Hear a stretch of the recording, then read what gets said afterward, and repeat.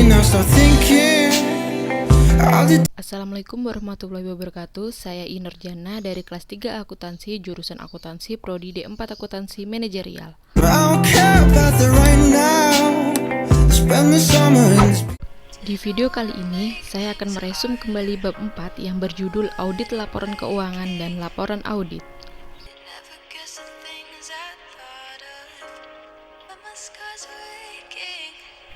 Yang pertama, alasan perlunya audit atas laporan keuangan. Kedua, manfaat ekonomis audit.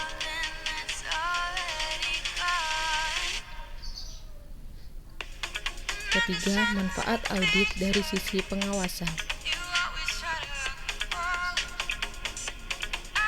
Keempat, pemisahan tanggung jawab manajemen dan auditor. Kelima, hubungan antara akuntansi dan auditor.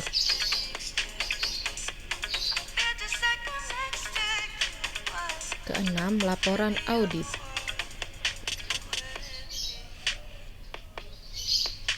Ketujuh, arti wajar dalam auditing.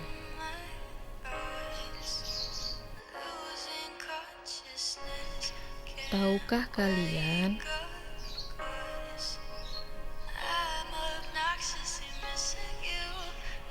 mengapa audit sangat diperlukan atas pembuatan laporan keuangan?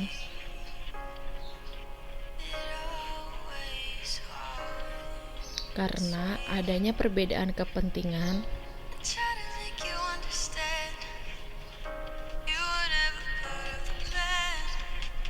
konsekuensi,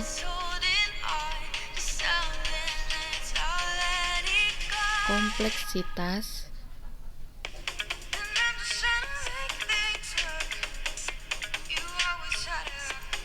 dan keterbatasan akses.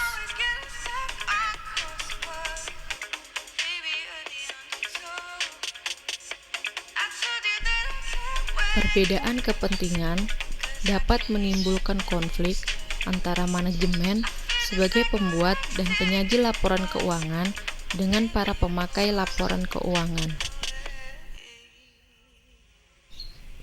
Laporan keuangan merupakan informasi yang sangat penting bagi pemakainya.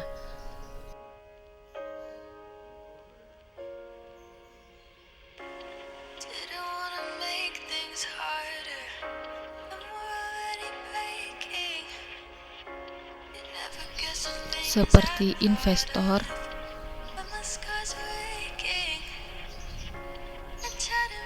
kreditor, dan para pembuat keputusan ekonomi lainnya yang mengandalkan laporan keuangan yang dipublikasikan.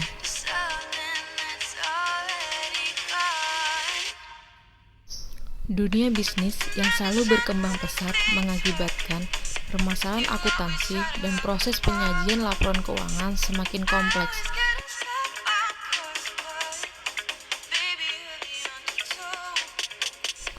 Peningkatan kompleksitas ini mengakibatkan semakin tinggi resiko kesalahan, interpretasi, dan penyajian laporan keuangan.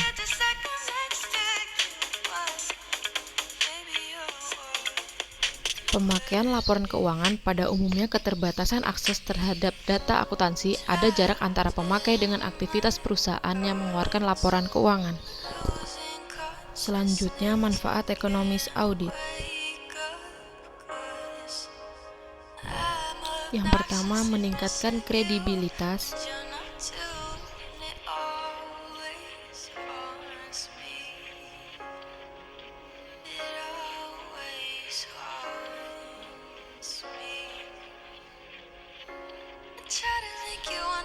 Kedua, meningkatkan efisiensi dan kejujuran.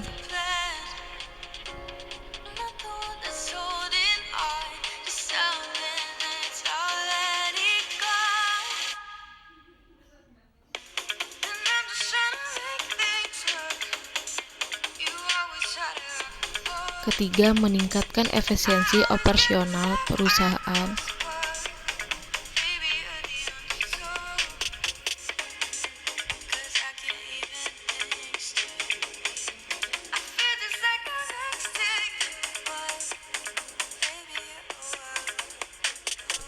Keempat, mendorong efisiensi pasar modal.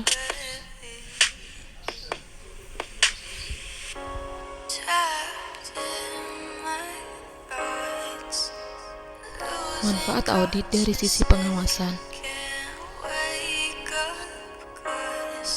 Yang pertama, preventive control, yaitu tenaga akuntansi akan bekerja lebih berhati-hati dan akurat bila mereka menyadari akan diaudit.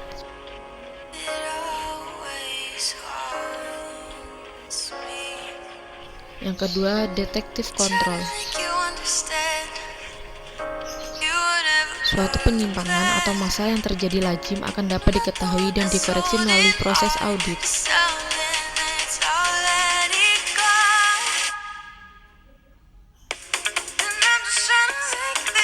Ketiga, reporting control,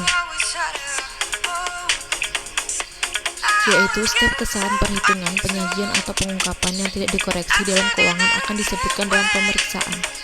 Selanjutnya, pemisahan tanggung jawab manajemen dan auditor. Ada perbedaan tanggung jawab auditor independen dengan manajemen.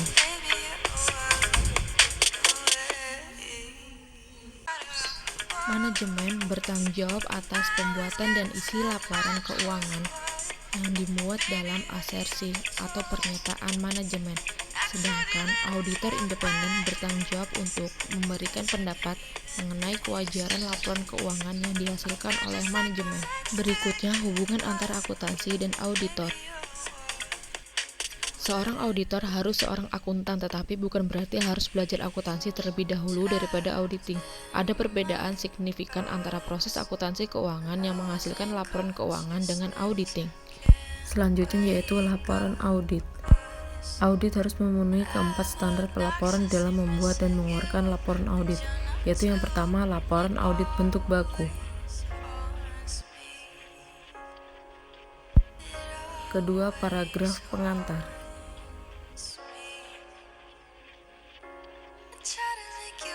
Ketiga, paragraf lingkup audit. Keempat, suatu pernyataan bahwa audit yang telah dilaksanakan. Kelima, paragraf pendapat. Keenam, tanda tangan auditor, nama dan nomor registrasi negara auditor. Ketujuh, tanggal. Selanjutnya yaitu arti wajar dalam auditing. Kata wajar dalam auditing berarti bebas dari keraguan-raguan dan ketidakjujuran. Selanjutnya yaitu jenis-jenis pendapat auditor, yang terdiri dari 5 jenis pendapat dari auditor, yaitu yang pertama, pendapat wajar tanpa pengecualian.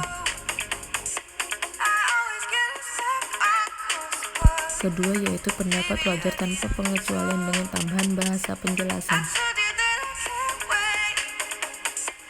Ketiga, pendapat wajar dengan pengecualian.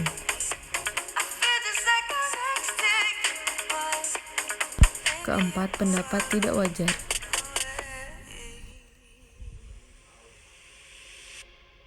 Dan yang terakhir yaitu pernyataan tidak memberikan pendapat. Sekian video dari saya, semoga bermanfaat.